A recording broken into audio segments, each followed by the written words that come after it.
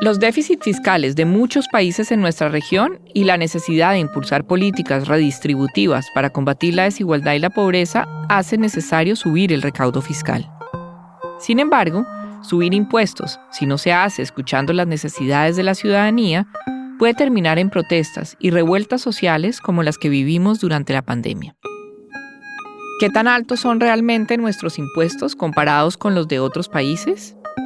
¿Por qué muchos de nuestros impuestos aumentan la pobreza? ¿Y cómo podemos hacer para que nuestros sistemas de recaudo y el gasto público sean más igualadores y en favor de los más pobres sin generar tantas resistencias? Esto es Pensar la Igualdad, la primera serie del podcast Voces en Acción de Academia BID, con investigaciones de frontera y posibles soluciones por un futuro más próspero e igual. Soy Ana María Ibáñez Londoño, del Banco Interamericano de Desarrollo y miembro de la CIR. Y yo soy Andrés Sanín, periodista en el terreno. Bienvenidos a otro episodio de nuestra serie Voces en Acción del BID.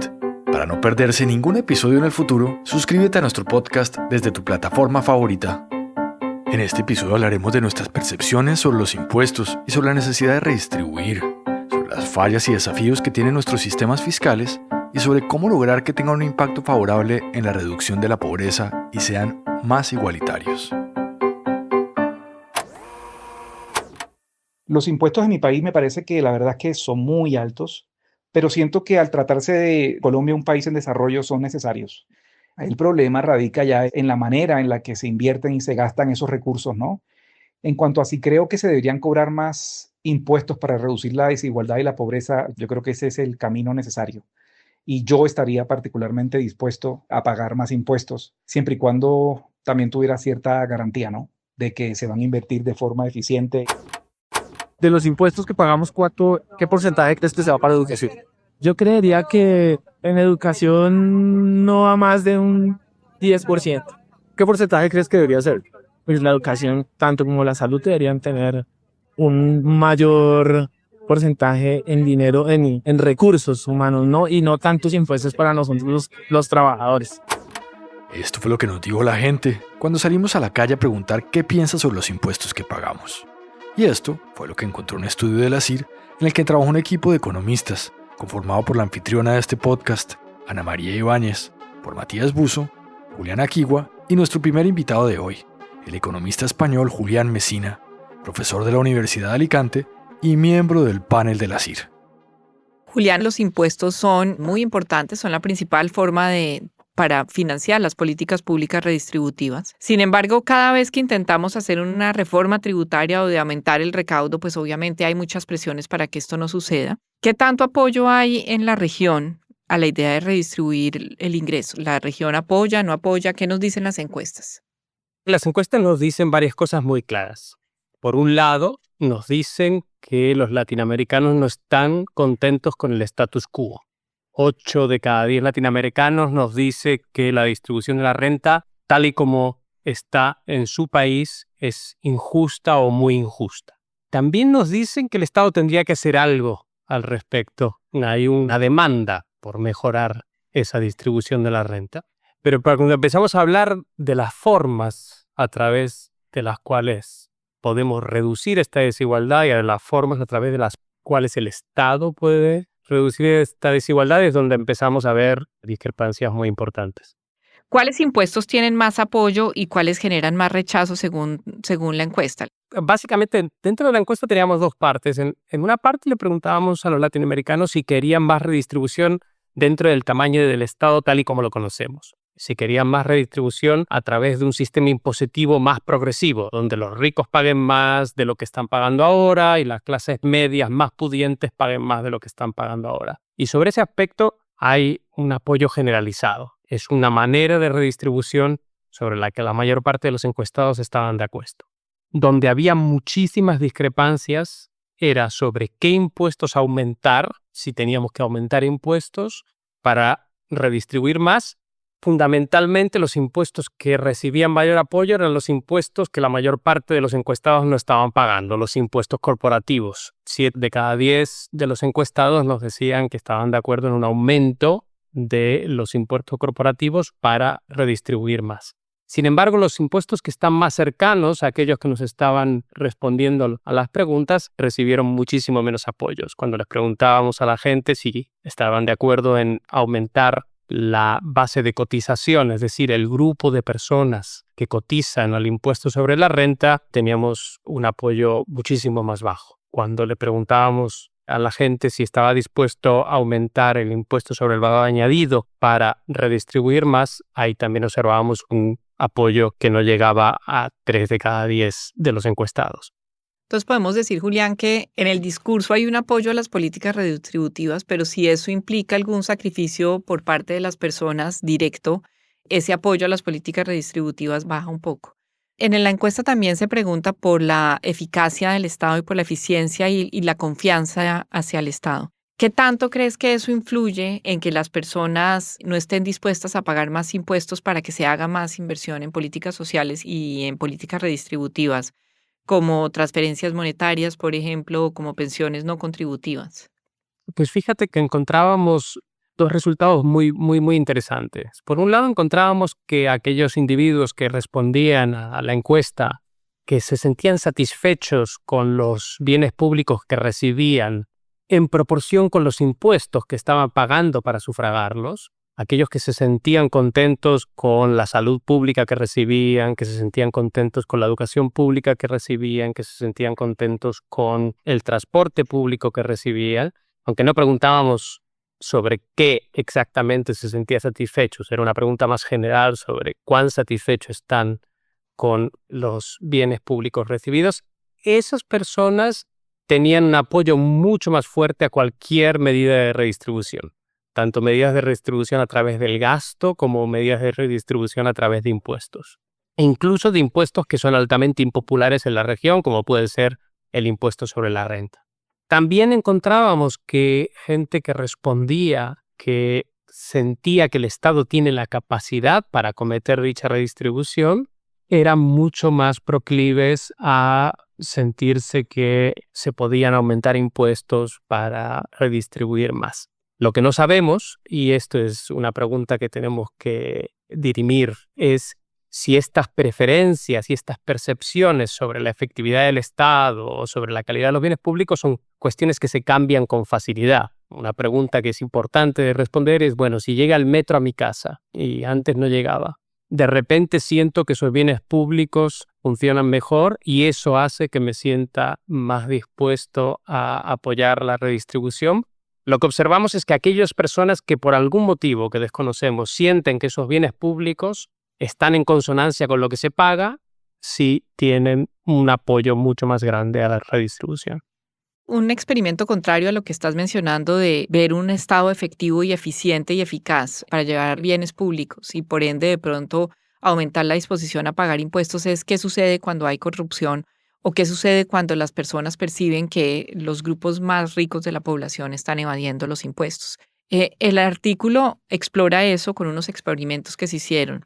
¿Qué encontraron ustedes? ¿Qué pasa cuando las personas perciben un Estado más corrupto o que hay una evasión de impuestos que puede llegar a estar relacionada también con corrupción? Pues mira, encontramos varias cosas bien interesantes. Por un lado, algo que creo que no va a sorprender a la mayor parte de nuestros oyentes, y es que la percepción de corrupción es generalizada dentro de la región, la percepción de corrupción pública. 9 de cada 10 encuestados hablan de que los servidores públicos son proclives a recibir coimas a cambio de favores. 9 de cada 10 encuestados también dicen que cuando los políticos acometen algún tipo de reforma no están pensando realmente en el ciudadano de a pie a la hora de acometer esa reforma, están pensando en quizá grupos de interés, están pensando en el bienestar de los más poderosos, no necesariamente del bienestar del ciudadano medio.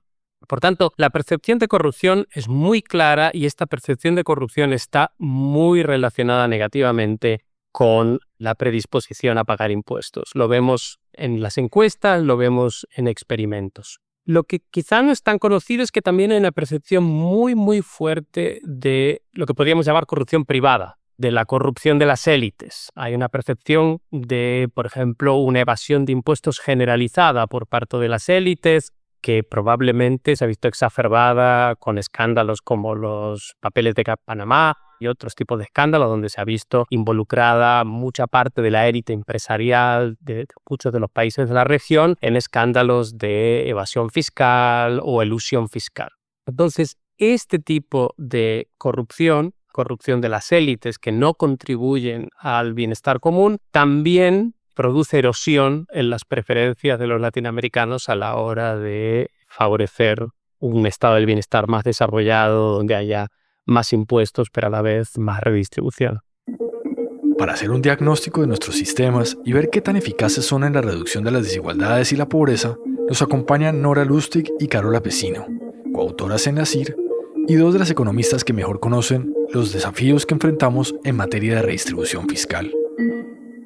Una de las cosas que de manera sistemática ha logrado reducir la desigualdad y la pobreza, sobre todo en los países avanzados, es a través de la política fiscal, que consiste en recaudar y con lo recaudado luego ofrecer bienes públicos que benefician a todos y disponibilidad de recursos a los sectores que más lo necesitan.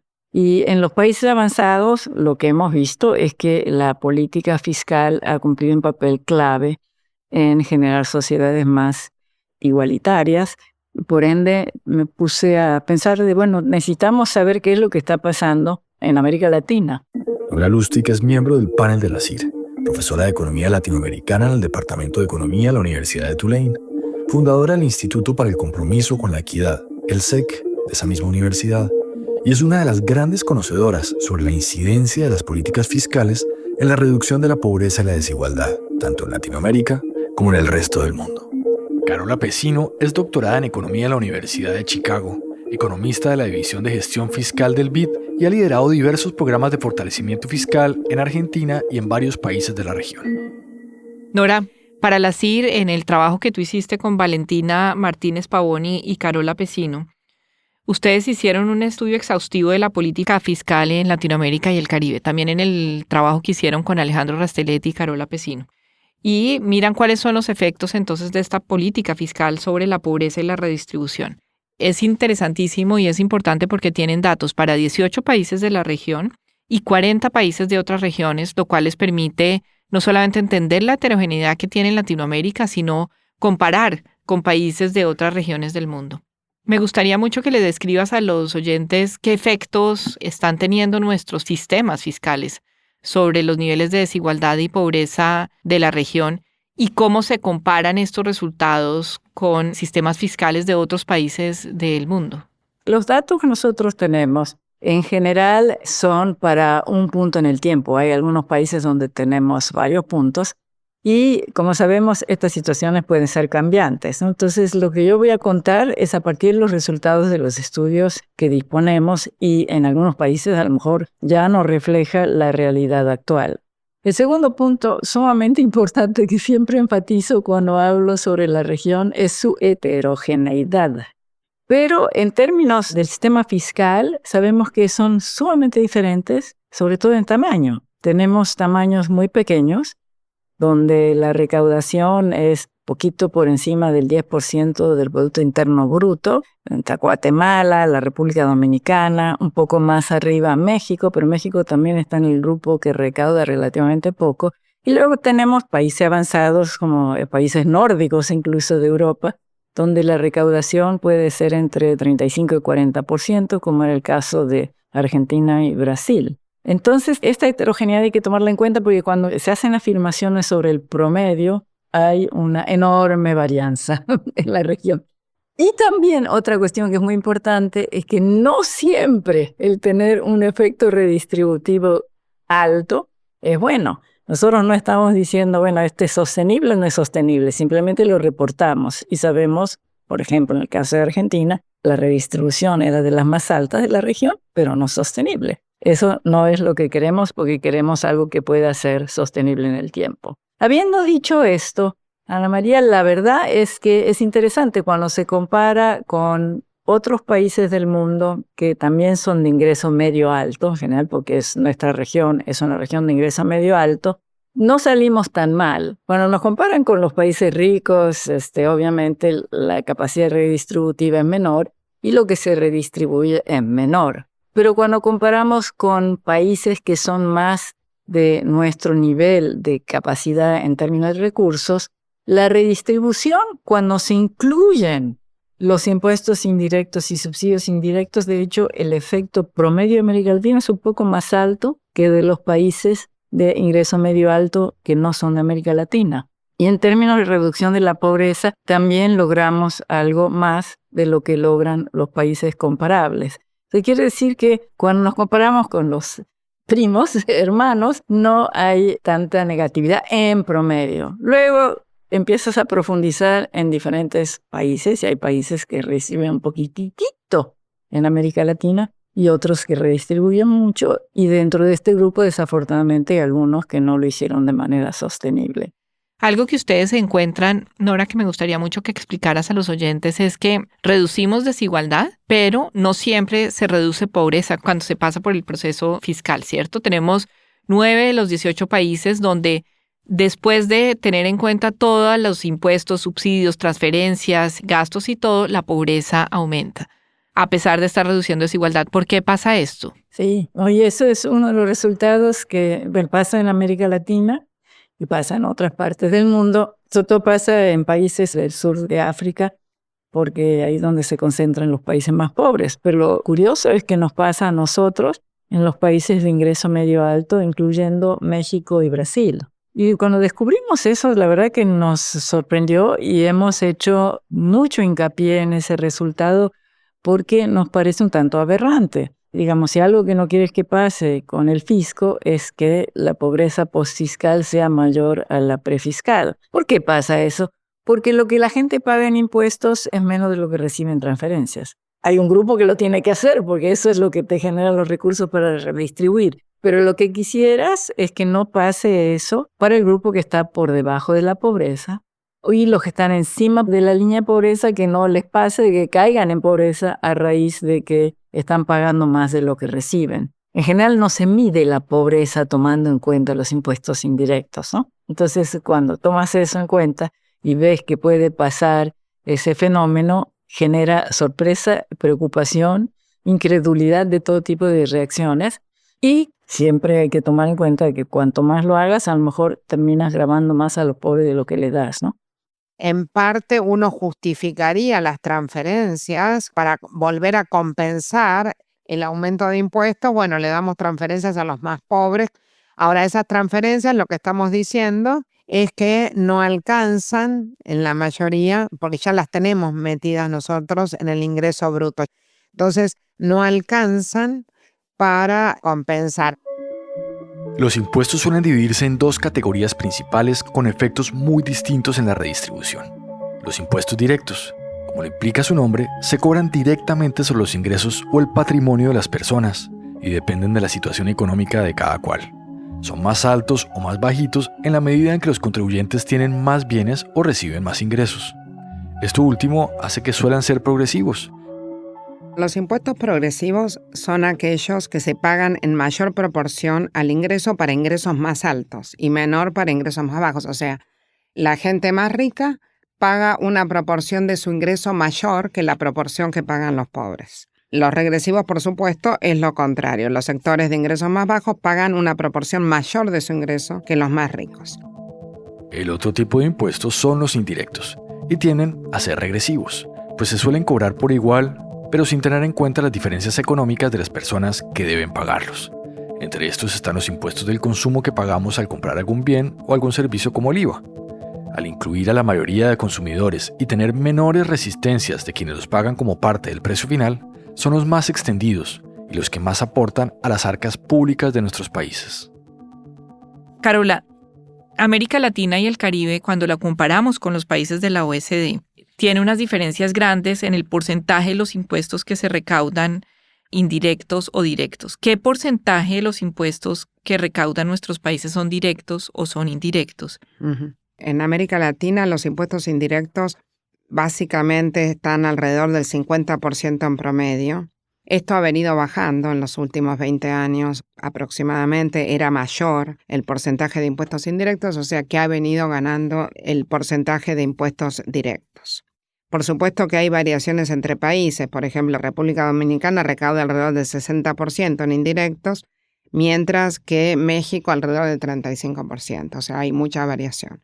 Ahora, en la OECD, básicamente es un tercio comparado con un 50% promedio en América Latina. Y una pregunta importante y es, cuando nosotros miramos los impuestos obviamente están diseñados para financiar los gastos del Estado, pero los impuestos también tienen una finalidad redistributiva. Por un lado, por lo que se pueden poner unos impuestos en donde las tasas varían de acuerdo a los ingresos de las personas que están pagándolo, pero también porque los impuestos generan recursos para que el Estado haga gastos redistributivos a través de política fiscal. ¿Qué tan igualitarios son entonces nuestros impuestos, tanto en términos de recaudación como en el uso que se le da a los recursos recaudados? Y aquí ustedes hacen contribuciones importantes en el paper que escribieron. El efecto general de los sistemas tributarios, estamos tomando casi más del 80% de la recaudación para hacer este análisis, es que la desigualdad aumenta. En 5 países de la región aumenta la desigualdad con el sistema tributario, no aumenta en uno y en el resto de los países, que son 4, porque estamos tomando 10 países, mejora ligeramente. En el trabajo que ustedes hicieron con Carola Pesino y con Alejandro Rastelletti y otros, muestran cuál es el efecto de estos impuestos directos e indirectos también sobre la desigualdad. ¿Por qué no nos describes un poco esos resultados? ¿Qué efectos pueden tener los impuestos indirectos, por ejemplo, como el IVA? Y si quieres podemos hablar del impuesto del valor agregado como generador de recaudo, pero al mismo tiempo al ser un impuesto regresivo. Todo el IVA, como parte de los impuestos indirectos, es un impuesto que ha sido, digamos, muy utilizado por su capacidad de recaudar y no necesariamente en América Latina es desigualador, por cierto, no es regresivo. En 13 de los estudios de los 18 países, el IVA tiene un efecto igualador. Si lo quitarías, aumentaría la desigualdad. El problema es de que incrementa la pobreza. No es por el lado de la desigualdad, sino que es más en muchos países por el lado de la pobreza. En ese sentido, sí sería conveniente, en los países donde eso pasa, a lo mejor ver cómo se puede evitar que esto ocurra mediante una mayor recaudación de los impuestos directos, sobre todo a los sectores que hoy están pagando proporcionalmente de lo que debería de ser su contribución a sus niveles de ingreso y riqueza, y utilizar eso para redistribuir, para aumentar las transferencias en efectivo y para la inversión en capital humano, sobre todo de la primera infancia, ¿no? Para reducir el golpe en el bolsillo del impuesto al consumo, en países como Colombia hay productos básicos, incluidos en la canasta familiar, que consumen las familias promedio que están exentos de pagar el IVA. Pero este tipo de subsidios no logran ser tan igualitarios como podrían ser, pues benefician a los que tienen más como a los que tienen menos. Es decir, no discriminan por ingreso. El otro tema es ir a las fallas reales que hay. Nuestros impuestos indirectos son regresivos y aumentan la pobreza. Uno de los mecanismos que nosotros recomendamos es, en vez de poner exenciones a los productos, como tienen a la canasta de alimentos o de vestidos, es eximir o deducir o cobrar menos impuestos a la gente más pobre, a las personas y no a los productos. ¿Por qué? Cuando uno exime a los productos, favorece más a la gente más rica otra vez, que son los que más consumen esos productos. Entonces, darle un peso a un pobre nos cuesta 7 pesos, porque le tenemos que dar 6 pesos a un rico y 1 a un pobre. Entonces, es una manera sumamente ineficiente de mejorar la equidad del sistema impositivo. Entonces, estamos trabajando mucho en muchos países. Ahora Brasil ya lo está implementando, que es el IVA personalizado. Colombia tiene una versión y hay otros países que también tienen una versión.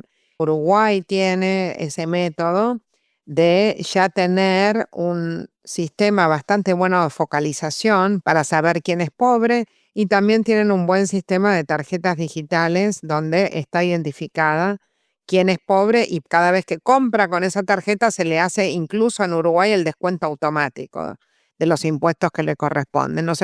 Algunos descuentan el 100%, otros el 20%, tienen un tope, hay un montón de variedades. Pero nosotros creemos que el mejor es el que devuelve a la persona que pagó impuestos. En Ecuador lograron hacer más progresivo el impuesto al consumo para los adultos mayores y las personas con discapacidades. Les permiten recibir una devolución de lo que pagan por el IVA o incluso quedar exentos al comprar y mostrar su identificación. A partir del 18 de octubre, las personas con discapacidad podrán también ir con su carnet a pedir su código en las instalaciones del SRI y con ese código ya ir directamente a comprar sin IVA, básicamente, con la devolución del IVA en el punto de venta, y con eso se ahorra el trámite. Lo que queremos en nosotros es premiar de cierta forma el uso de la factura electrónica y darle también mucha más agilidad a las personas en este trámite que hay que cortar el tiempo. Iniciativas parecidas se han implementado también en Rio Grande do Sul, en Brasil, con descuentos a la compra de electrodomésticos, tras el desastre que causaron las recientes inundaciones por el cambio climático. En Uruguay y en Argentina también se ha reconocido una devolución del IVA para trabajadores jubilados y monotributistas, que promueve la formalidad, la facturación y la bancarización. Si vos sos jubilado o pensionado que cobre el haber mínimo, o si vos recibís una asignación universal por hijo o por embarazo, con cada compra que hagas te devuelven el 15% del IVA, con un tope mensual de 300 pesos. La idea es que cada vez más comercios incorporen la tarjeta de débito. Otro impuesto que genera debates es el de la renta, que si bien es directo y progresivo, apenas representa un 2.1% del Producto Interno Bruto de nuestros países, casi 4 veces menos que en los países de la OCDE, donde representa un 8% del Producto Interno Bruto. Sus bajos niveles de recaudación no se deben solo a la evasión, sino a que la mayoría de población está exenta de pagarlos, bien sea porque están en la informalidad o por sus bajos ingresos. Esto ha llevado a que algunos propongan aumentar el número de personas que contribuyen, ampliando la base de las personas que deben declarar, e incluyendo a quienes tengan salarios aún más bajos. En nuestros países el impuesto a la renta personal la paga, digamos, el 20% más rico o el 10% más rico en algunos países. Entonces, es progresivo, pero no termina mejorando la desigualdad. Los impuestos para realmente ser redistributivos tienen que tener un tamaño importante, además de ser progresivos. Nuestros impuestos a la renta personal recaudan muy poco. Entonces, ¿qué hacen los políticos? Dicen, vamos a bajar el mínimo no imponible para que sea, digamos, podamos recaudar más. Pero están recayendo sobre la clase media y sobre la clase vulnerable, que además de tener ya impuestos muy altos, no les dan los ingresos para pagar ese impuesto a la renta como en países desarrollados. Por eso hablo de que nuestros países son diferentes y tenemos que tomar en cuenta la distribución del ingreso que tenemos hoy, la informalidad que tenemos hoy, la evasión que tenemos hoy y el gasto público que tenemos hoy. La recaudación de los impuestos corporativos en nuestra región es baja en comparación con el recaudo de la OCDE, lo que ha llevado a que algunos propongan reducirla y gravar mejor a las personas con un mayor impuesto a los dividendos que reciben. El problema es que si no se reparten dividendos, sino que se reinvierten en las empresas, puede ocurrir que las dueñas de esas empresas no paguen casi impuestos, siendo personas bastante acaudaladas. Generalmente en los países ricos lo que pasa es que esa es la forma en que los altos ingresos no pagan lo que deberían de pagar en términos de fair share, ¿no? Ese es el argumento de Buffett, ¿no? De Warren Buffett, que dice, yo pago menos que mi secretaria, ¿no? Y es porque tiene todo en las empresas que reinvierten, entonces no tiene que pagar el impuesto sobre el ingreso no devengado, ¿no? El devenga, pero no lo recibe. Es decir, lo tiene, pero no lo recibe porque queda como ganancia no distribuida. Entonces, hay que pensar en sistemas en donde no tengas las salidas para poder estar evitando el pago de lo que te corresponde en términos de justicia fiscal. Y esto pues, se requiere realmente de alguien que sea muy experto en los sistemas de impuestos. Carola, cuando mencionas el impuesto corporativo, sí, a la renta corporativa, este es un impuesto que es alto en América Latina y en el Caribe. Y tiene un problema que es importante, y es que puede desincentivar la actividad económica, ¿no? Entonces tiene unos efectos sobre eficiencia importante. Y eso es una alarma que el sector privado siempre trae a colación. Ellos básicamente dicen que el incremento en los impuestos, dado que las cargas existentes en seguridad social y tributaria son altas, eso los hace menos competitivos en los mercados internacionales y eso, pues, por supuesto, tiene un efecto sobre crecimiento que también puede tener impacto sobre empleo y salarios. Y también otro tema que trae a colación el sector privado es la doble tributación a la hora de pagar impuestos. Entonces, ¿cómo podemos tener una política fiscal que tenga ese equilibrio entre la necesidad de un mayor recaudo para fines redistributivos y también de generar eficiencia o de no tener cargas sobre la eficiencia para que no se esté dando el crecimiento económico que necesitan nuestros países?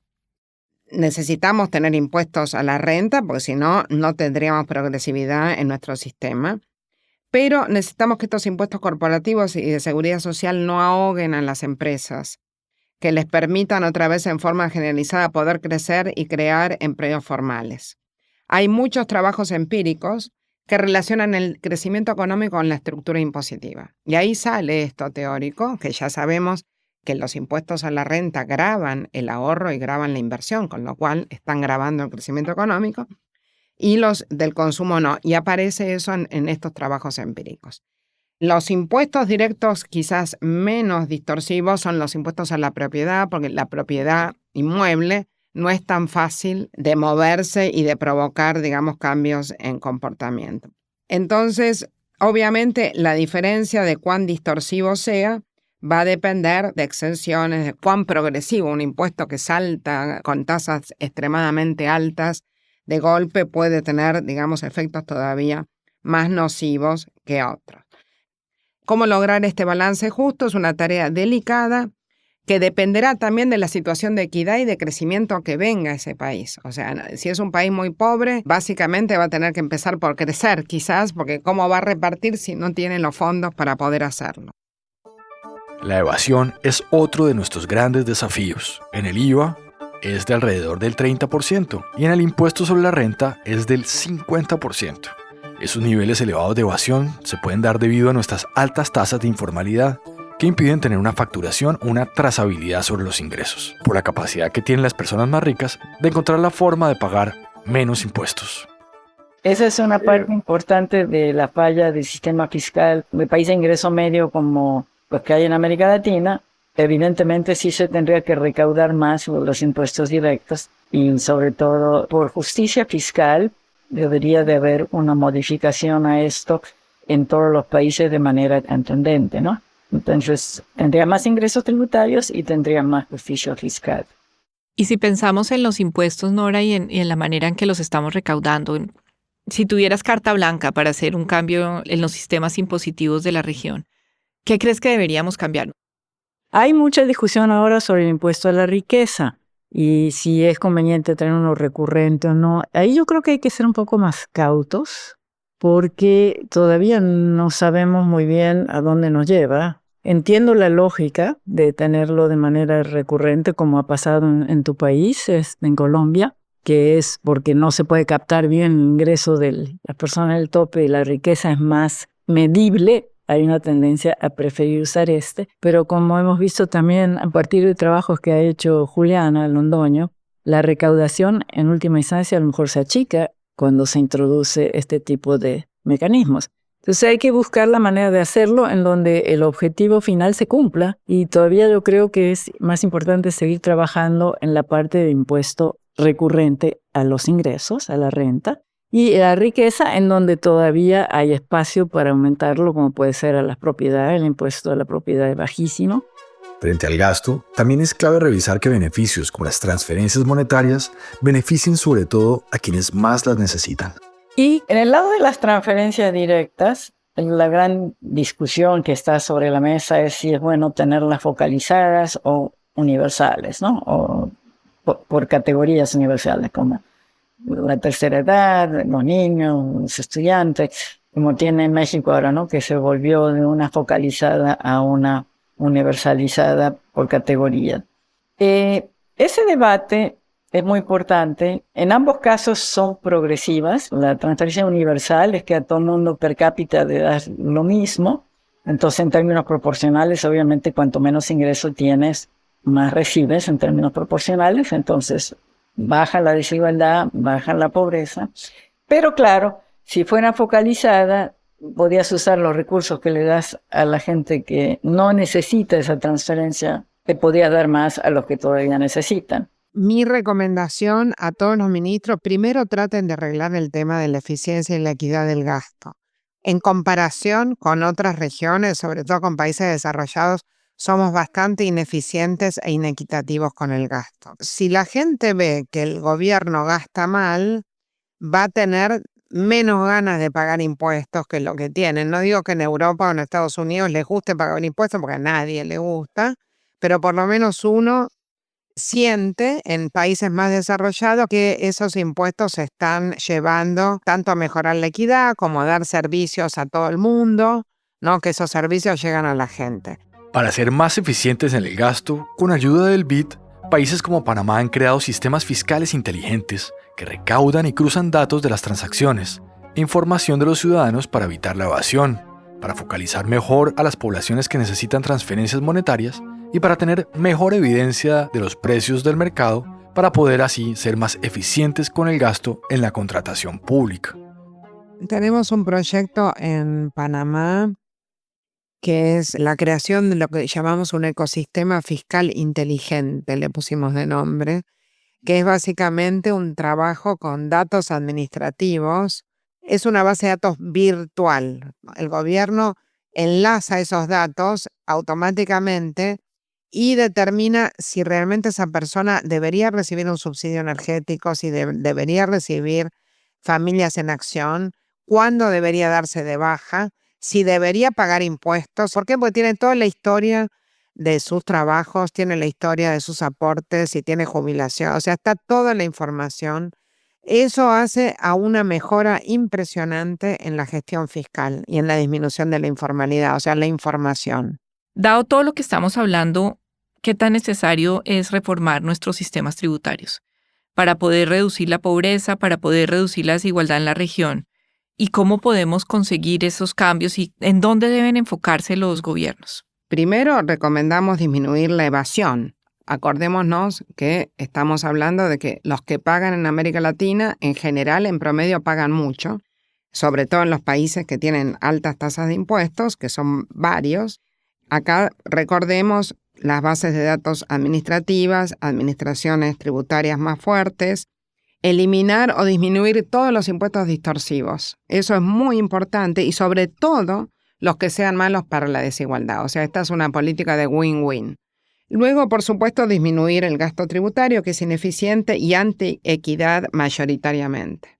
Hacer el IVA más redistributivo realmente, incluso ahorrar recursos. Entonces, ¿cómo se haría esto? Sería eliminar todas las exenciones que tiene el IVA. Dijimos que las exenciones favorecían a los ricos. Las eliminamos. Con eso ahorramos un montón de recursos. Si eliminamos todas, ahorramos el 2.4 del PBI, que es enorme. Hacer más énfasis en las políticas de predistribución, más que de redistribución. ¿Qué quiero decir con esto? Las políticas de redistribución tienen efectos colaterales muy complicados, necesitan sistemas de focalización mucho más perfectos que los que tenemos. En cambio, si nosotros podemos focalizarnos en el capital humano infantil de los más pobres, con la ayuda a las familias para que alienten a sus niños y los incentivos a mejorar sus capacidades cognitivas y socioemocionales, nos estamos ahorrando un montón de postdistribución que realmente es mucho más ineficiente, mucho más costosa y a veces, y esto también dicho por los grandes premios Nobel, no hay sistema de redistribución de impuestos que no tenga efectos negativos. O sea, todos tienen efectos no deseados. Y en nuestros países tener efectos no deseados implica aumentar la informalidad más de lo que teníamos antes. Y además este tema de seguir persistiendo en la dependencia de los subsidios y de las transferencias. Y cogiendo todo lo que hemos venido hablando, Julián, y ya pensando en qué hacer para el futuro. Las encuestas parecieran mostrar una erosión de la confianza de la población hacia el Estado y hacia las élites, y diría yo que esto puede debilitar muchísimo el contrato social. ¿Qué podemos hacer? O sea, ¿qué podemos hacer para que esto cambie, para que haya más confianza hacia el Estado y haya más disposición a pagar impuestos? Los latinoamericanos no sienten que están recibiendo a cambio lo suficiente por el esfuerzo que están haciendo, cuando se comparan con lo que reciben sobre todo las élites, sobre todo los gobernantes. Y esta falta de confianza en las élites, en los gobernantes, hace muy difícil acometer cualquier tipo de reforma. Por otro lado, los latinoamericanos en esto desgraciadamente no están solos. Es un fenómeno global que estamos observando con el aumento de los populismos, no solo en América Latina, sino en el mundo desarrollado también. Hay una gran desconfianza hacia las instituciones. Entonces, cualquier tipo de reforma que aumente esta confianza, sean reformas de tolerancia cero en contra de la corrupción o de reformas en contra de la evasión fiscal de una manera decidida, seguramente ayudaría. Pero después también en la encuesta encontramos otras cosas que son más chiquitas, pero que probablemente pueden ayudar y que son incrementales. Todo lo que tenga que ver con mejora de bienes públicos, probablemente en el margen va a afectar positivamente a una predisposición a pagar impuestos, que es fundamental en muchos países a la hora de acometer una mayor redistribución. Todo lo que tenga que ver con mostrar la efectividad del Estado a la hora de resolver los problemas del ciudadano de a pie va a tener un efecto positivo sobre la predisposición a pagar impuestos y a redistribuir la renta de una forma un poco más igualitaria. Ahora, y para terminar, cuando hablamos de la estructura impositiva es muy importante, porque cuando pensamos en el diseño de un sistema impositivo, se tiene que pensar obviamente en redistribución y se tiene que pensar en cómo se van a usar esos impuestos para invertir en la población, pero también se tiene que pensar en eficiencia. Nosotros necesitamos, y en la región es una necesidad ingente, crecer. Y los impuestos, si están mal diseñados, también pueden ser un lastre para el crecimiento. Esto también es especulación, pero ¿cómo balanceamos ese dilema entre eficiencia y equidad? Desafortunadamente yo creo que los economistas realmente no sabemos qué es lo que impulsa el crecimiento. Primer punto, es complicado saber qué impuesto muevo para ver si puede ser que me genere un círculo beneficioso, digamos, en lugar de vicioso, para poder empezar a crecer, ¿no? Como a lo mejor si elimino cierta forma de informalidad, también eso me va a permitir tener mayor productividad, etcétera. Yo creo que es muy difícil hacer ese vínculo, pero lo que sí se puede tratar de hacer es que por lo menos no tener ineficiencias microeconómicas exageradas, de la cual debe estar llena la región, sobre todo por lo que llaman las renuncias fiscales, por ejemplo, que es algo que no hemos hablado creo, en ninguno de los papers sobre el sistema fiscal, ninguno de los proyectos del sistema fiscal, y tal vez el BID debiera de lanzar algún tipo de proyecto en ese sentido, porque esas sí deben estar generando una pérdida de recaudación importantísima, al mismo tiempo que ineficiencias absurdas, porque posiblemente esté subsidiando a quien no deba de subsidiar de manera implícita, que no estamos vigilando ni corrigiendo. Entonces yo empezaría por ahí, fíjate. Y luego ver en dónde están en general instrumentos que se están usando de una manera equivocada para generar clientelismo fiscal, o sea, diseños en donde están las renuncias fiscales. Y yo la primera vez que lo vi fue en México, o sea, es lo que no recaudas por todas las exenciones. Entonces, en México usan el término renuncia fiscal, que me gusta, que quiere decir que podrías recaudar, pero por alguna razón has declarado que hay sectores que son exentos o firmas que son exentas, no sé qué, y todo esto te genera una serie de ineficiencias ocultas y oportunidades de mejorar tu sistema que no hemos analizado. Nosotros no tenemos en este momento en nuestro proyecto de incidencia fiscal, salvo en algunos países en donde la gente exploró eso, cuál es la incidencia de las renuncias fiscales, de lo que dejas de gravar. Que eso obviamente no entra de manera directa en la contabilidad de lo que la gente recibe, pero sí entra en la contabilidad analítica.